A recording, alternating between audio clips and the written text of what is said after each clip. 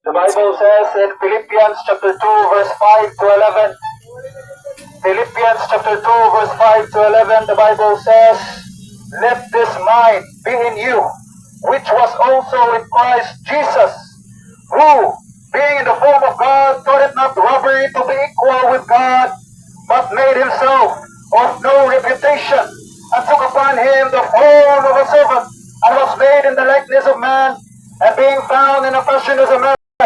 he humbled himself, and became obedient unto death, even the death of the cross. Wherefore God also hath highly exalted him, and given him a name which is above every name, that at the name of Jesus every knee should bow, of things in heaven, and things in earth, and things under the earth, and that every tongue should confess that Jesus Christ is Lord, Jesus Christ is Lord, Jesus Christ is Lord, to the glory of God the Father." Higala ningon ng Biblia, na bisan tinuod ng atong Ginoo Kristo, siya mo'y buhing Dios ug tinuod nga Ginoo. Iyang gipahubos ang iyang kaugalingon nga sa magpanagoy kanatong anuman,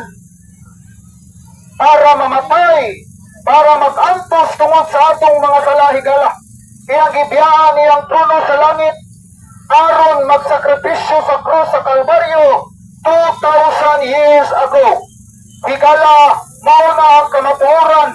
nga ang atong Ginoo Kristo, bisan tinuod niya siya mo'y nagbuhat sa langit ug sa yuta, siya pa gyud ang nag-antos sa krus sa Kalbaryo tungod og alang sa atong mga sala nga dili nato kayang bayaran. Higala, mao nang iyang gibiyan iyang trono sa langit, aron niari sa kalibutan,